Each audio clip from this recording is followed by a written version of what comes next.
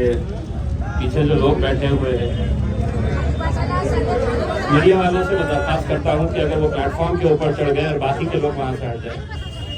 पीछे पीछे हटो भैया, आप लोग थोड़ा सा पीछे हट जाएं। बाकी हॉकर्स जो है वो नीचे बैठ सकते हैं। पप्पू बैठे, पप्पू नीचे बैठो। हाँ बैठो, बैठिए। कुणाल भाई पीछे हो जाइए। भैया बैठ जाओ, मुझे देखने दो।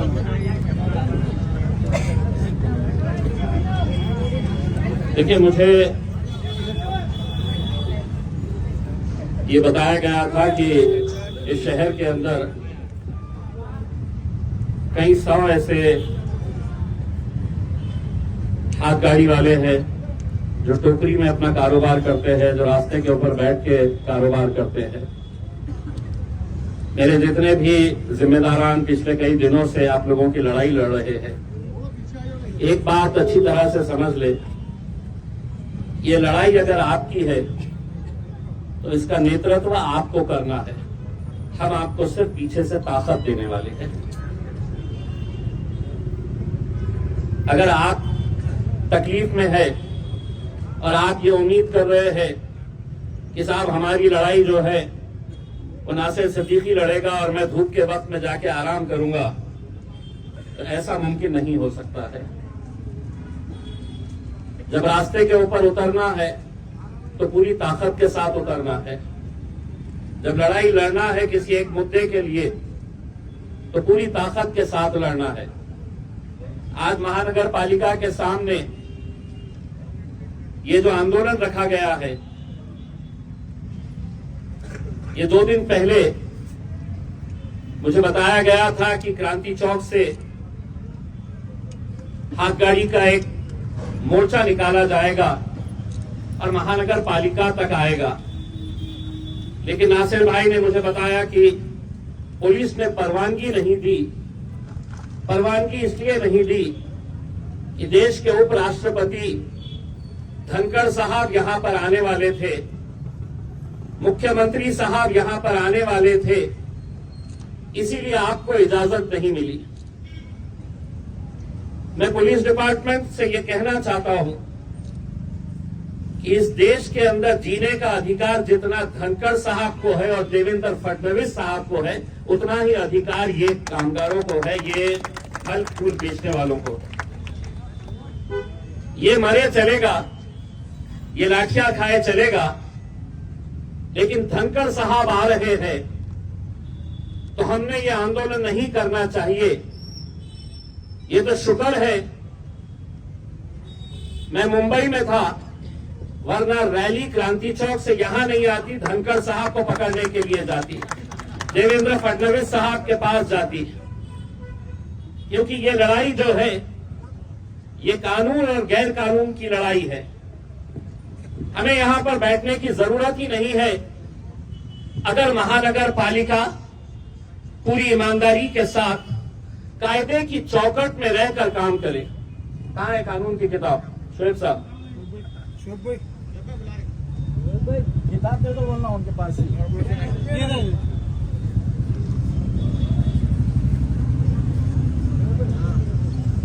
ये शायद आप लोगों को समझ में नहीं आएगा, लेकिन जो अधिकारी वहां पर बैठे हुए हैं उन सबको ये अच्छी तरह से समझता है, क्योंकि पूरे महाराष्ट्र के अंदर जितनी महानगर पालिकाएं हैं उनके लिए ये कानून इन्हीं लोगों ने बनाए हैं।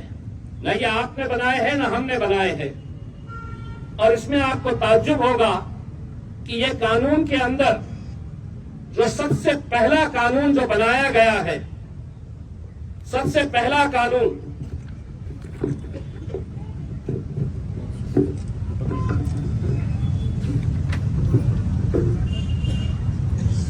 ये 1 नंबर के ऊपर है, the street vendors protection of livelihood and regulation of street vending act 2014। सबसे पहला इन्हीं की किताब है, मेरी किताब नहीं है। कानून मैंने नहीं बनाया है। और ये कानून 2014 के अंदर जब बना, उसके बाद 2019 के अंदर जब आप लोगों ने मुझे लोकसभा के अंदर भिजाया तो मैंने ये बात दिल्ली के अंदर उठाई थी कि आपने कानून तो बना दिए हैं, लेकिन आज एक सच्चाई ये है कि कोई भी ठेले वाला सम्मान के साथ अपना कारोबार नहीं कर सकता है। कभी महानगर पालिका का दस्ता आएगा इन्हें उठाने के लिए, कभी पुलिस वाले आएंगे हफ्ता जमा करने के लिए, कभी उस इलाके का गुंडा मवाली आएगा, इस इलाके में बैठना है तो इतना पैसा दो।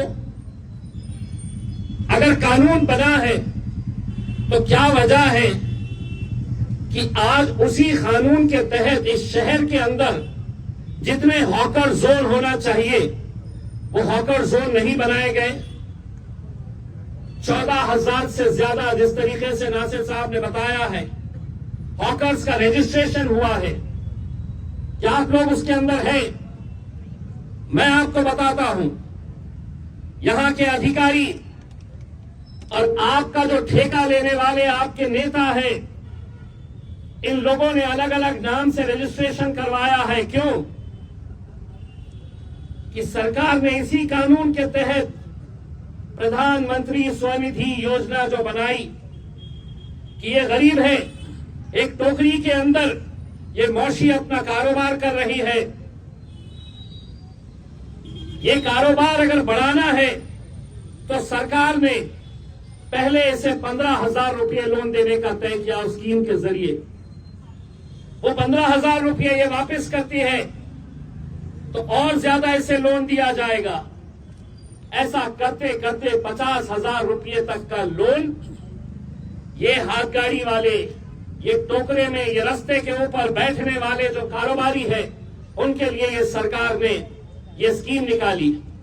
लेकिन मैं आपको यकीन के साथ कह रहा हूं कि ये 14,500 लोगों की लिस्ट अगर निकाली गई तो उसमें आधे से ज्यादा बोगस नाम है जिनके नाम से 15,000 रुपये उठाए गए हैं इस महानगर पालिका, बांटे गए आपस में, और अकेले महानगर पालिका के लोगों ने नहीं। इसमें जो आपके यूनियन के कुछ पदाधिकारी हैं, जो शहर के छोटे मोटे लीडर हैं, वो सभी लोगों ने ये 15,000 रुपये उठाए आपके नाम पे, वापस किए, फिर 25,000 उठाए, वापस किए, फिर 50,000 रुपये आपके नाम के ऊपर उठाए गए। अगर नहीं तो मैं महानगर पालिका को ये कहना चाहता हूं कि जितने लोगों का रजिस्ट्रेशन हुआ है वो रजिस्ट्रेशन की लिस्ट ऑनलाइन डाले कि कौन से महल्ले के अंदर, मुकुंदवाड़ी के अंदर कितने ठेले वाले हैं, किसको लोन दिया गया है, उस्मानपुरे के अंदर कितने हैं, शाहगंज के अंदर कितने हैं, किरारपुरे में कितने हैं। ये पूरी लिस्ट आप डालिए, अपने वेबसाइट के ऊपर डालिए, आपको पता चलेगा कि कितने लोगों ने 15,000। कोई हाथ गाड़ी नहीं, कोई टोकरी के अंदर सब्जी फूल नहीं बेच रहा है, फल नहीं बेच रहा है, लेकिन आपके नाम के ऊपर 15,000, 25,000, 50,000 रुपये के लोन निकाले गए हैं। 50,000 लेने के बाद ये कोई वापस नहीं करने वाला, क्योंकि उनका पता ही वहां पर नहीं है। गलत तरीके से रजिस्ट्रेशन कराए गए, और सवाल यही पैदा होता है कि अगर ये कानून के तहत, अगर इन्हें सम्मान के साथ काम करने की, 2 वक्त की रोटी कमाने की अगर इन्हें इजाजत दी जाए तो ये क्या मांग रहे हैं? ये आपसे सिर्फ एक छोटी सी जगह मांग रहे हैं। महानगर पालिका की जिम्मेदारी है कानून के तहत। मैं कोई भी बात कानून के अलावा नहीं बात कर रहा हूं।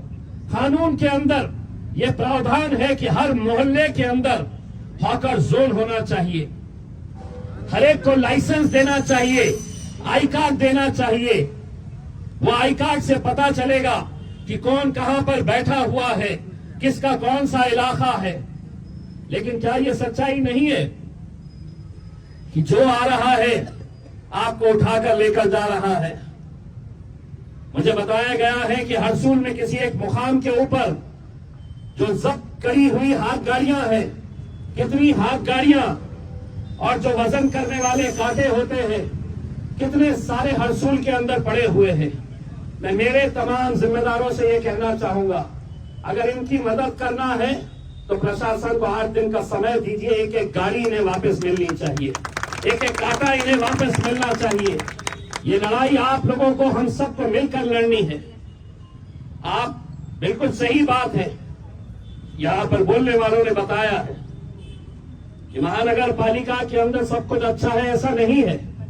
गरीबों को किस तरीके से निशाना बनाया जाता है।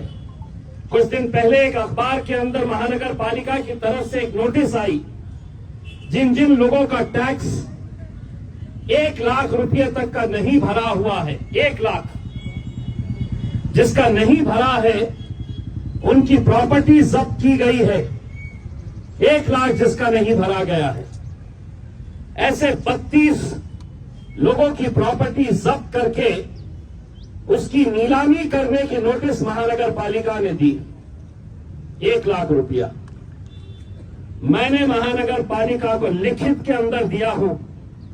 कितने ऐसे लोग हैं शहर के अंदर जिसके 15 लाख, 20 लाख और 50 लाख रुपये बकाया है अभी तक। तुम उनको नहीं पकड़ोगे, गरीब को इसलिए पकड़ोगे कि तुम समझ रहे हैं कि गरीब की कोई आवाज नहीं है।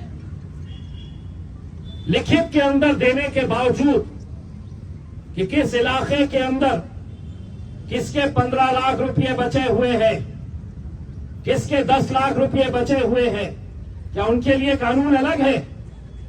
इनके लिए कानून अलग है। लेकिन नहीं, उन्हें यह मालूम है कि ये गरीब है, ये कितना लड़ेगा, कैसा लड़ेगा। लेकिन आपको मैं यकीन दिलाना चाहता हूं, कोई आए ना आए आपकी लड़ाई लड़ने के लिए, ये जितने खड़े हुए हैं मेरे साथ, ये आधी रात को आपके लिए खड़े रहने के लिए तैयार रहेंगे। मुझे खुशी है कि आपकी लड़ाई के लिए जिस तरीके से ये लोग अपने अपने इलाके के अंदर गए, मोहल्ले मोहल्ले के अंदर गए, और आप लोगों से यही अपील की कि ये लड़ाई हम लड़ेंगे आपके साथ मिलकर। हम भी चाहते हैं, हमारा क्या मफाद है इसके अंदर, हमारी सिर्फ यही कोशिश है कि ये गरीबों ने सम्मान के साथ, ऐसा नहीं कि महानगर पालिका की गाड़ी आ रही है तो महातारी बाई टोकरा उठाकर भाग रही है, हाथ गाड़ी वाले भाग रहे हैं। ये जहां पर हो रहा है, मैं एक आपसे भी कुछ बात कहना चाहता हूं। मैं धंधा कर रहा हूं तो मैं कहीं पर भी खड़े रह सकता हूं, कितनी भी सड़क के ऊपर मैं आ सकता हूं। इसका ख्याल हमको भी करना है।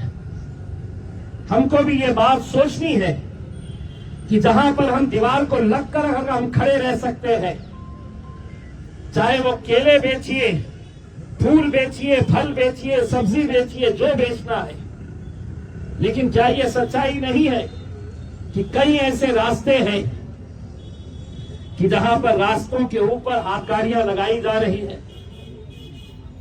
अगर हम इनका समर्थन नहीं कर रहे हैं महानगर पालिका, तो ऐसी हरकतों का भी हम समर्थन नहीं करेंगे। क्योंकि कानूनी लड़ाई हम उसी वक्त लड़ सकते हैं पूरी ताकत के साथ कि जब हम अपने नियमों के अंदर रहेंगे।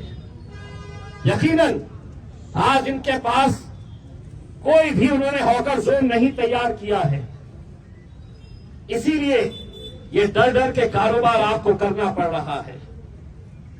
लेकिन हम महानगर पालिका के अधिकारियों से अनुरोध करते हैं कि आप जब तक हॉकर जोन नहीं बनाते हैं, तब तक आपने ये जो मिलिट्री इन लोगों के ऊपर छोड़ रखी है, वो मिलिट्री को अंदर ही रहने दीजिएगा।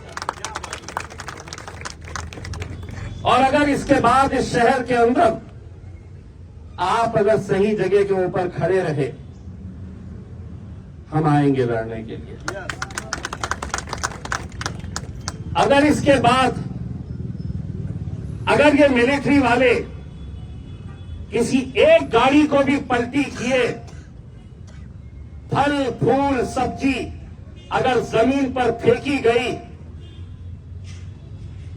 तो जवाब उन्हें कैसा मिलेगा ये अच्छी तरह से समझ लें।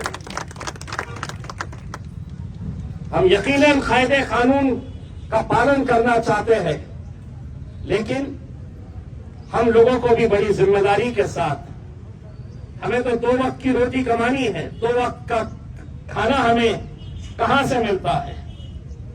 आप जब सुबह सुबह निकलते हैं, धूप में बैठते हैं, चाहे बारिश हो चाहे ठंडी हो, आप किससे फिक्र इस बात की रहती है कि आज के दिन मैं कारोबार अगर करूंगी या करूंगा तो मेरे घर का चूल्हा जलेगा। सम्मान के साथ आप भी काम करिएगा। यकीनन अगर कोई कानून तोड़ेगा तो हम उसके खिलाफ जाएंगे। आप लोग भी ये समझ लीजिएगा कि मजलिस आपके साथ पूरी ताकत के साथ खड़े रहेगी। और ये लड़ाई सिर्फ हमारी ऐसा नहीं है। कभी उनके पास भी जाओ जो सिर्फ 5 साल के अंदर आपको नजर आते हैं, 5 साल के बाद आपको दिखाई देते हैं, उनके पास भी जाइए, उनसे भी कहिएगा कि ये लड़ाई जो असरार लड़ रहा है, शारिक लड़ रहा है, नासिर लड़ रहा है, समीर लड़ रहा है, साबिर भाई लड़ रहे हैं, विकास हेड़के लड़ रहा है, ये लड़ाई के अंदर सब लोगों को आने की जरूरत है। मैं आप लोगों से सिर्फ इतना अनुरोध करना चाहता हूं कि जो मेमोरेंडम आज महानगर पालिका के आयुक्त को, कमिश्नर को दिया जाने वाला है, उसमें हम कोई ऐसी मांग नहीं रख रहे हैं। हम उनसे कह रहे हैं कि किसी इलाके के अंदर अगर 10 हाथ गाड़ी वाले 20 टोकरा लेकर बैठी हुई हमारी मौसी, हमारी माएं, हमारी बहनें अगर बैठी हुई है तो उनको सम्मान के साथ कारोबार करने का अधिकार दीजिए। बस यही मांग है हमारी। वरना डर कर, घबरा कर कि कभी पुलिस वाले आ रहे हैं हटाने के लिए, कभी महानगर पालिका का तोड़ू दस्ता आ रहा है उठाने के लिए, कभी गाड़ियों को पलटाया जा रहा है, फल फूल को तो सड़क के ऊपर फेंका जा रहा है। नियम का हम भी पालन करेंगे। यकीन मानिए अगर एक मर्तबा जगह आप लोगों को दे दी गई और उस जगह से हटकर अगर कारोबार होगा तो शायद उस लड़ाई के अंदर हम भी शामिल नहीं हो पाएंगे। लेकिन जगह देकर इनको कानूनी तरीके से जो किताब के अंदर लिखा है, मैं किताब इसलिए लेकर आया कि हो सकता है इन्होंने पढ़े नहीं होंगे कि कानून ये खुद ने क्या बनाए हैं, तो वो किताब पढ़वाने के लिए मैंने ये कानून की किताब लेकर आया हूं। और उम्मीद करता हूं कि हमारा जो डेलीगेशन वहां पर जाए तो वो किताब साथ में लेकर जाए और उन्हें भी ये बताए कि ये कानून के अंदर सबसे पहला कानून जो है कोई अमीरों के लिए धन्ना सेठों के लिए नहीं है। सबसे पहला कानून बना है तो ये गरीबों के लिए बना हुआ है, जो कष्ट करके मेहनत करके 2 पैसा कमाने वाले हैं। रमजान का महीना आ रहा है, सभी के लिए ये रमजान के महीने में 2 पैसे कमाने का मौका मिलता है। लेकिन आप लोगों की जिम्मेदारी है, हमने अपने तौर के ऊपर ये तय कर रहे हैं कि हम कहां पर ऐसी रमजान की मार्केट को बना सकते हैं जहां पर पब्लिक को भी तकलीफ नहीं होनी चाहिए और आसानी के साथ आप लोग जो माल लेकर आ रहे हैं वो माल बड़ी आसानी के साथ बिकना चाहिए, अच्छी जगह उसको मिलनी चाहिए। इसके बारे में भी हम चर्चा कर रहे हैं। आप लोगों का साथ रहेगा तो यकीनन ये रमजान के महीने को हम बहुत अच्छी तरीके से, बहुत अच्छी जगह के ऊपर हम लोग ऑर्गेनाइज कर सकते हैं। मैं मेरी पूरी टीम जो इस आंदोलन को कामयाब करने के लिए पिछले कई दिनों से मेहनत कर रही है, मैं उन सभी लोगों का शुक्रिया अदा करता हूं और उम्मीद करता हूं कि ये लड़ाई आपकी अकेले की नहीं रह गई है। ये लड़ाई के अंदर उन गरीबों का साथ मजलिस पूरी ताकत के साथ खड़े रहेगी, आप लोगों का साथ देगी और यकीनन आप लोगों को ये अधिकार दिला के रहेगी कि आप लोग भी इज्जत और सम्मान के साथ ये कारोबार कर सके। बहुत बहुत धन्यवाद।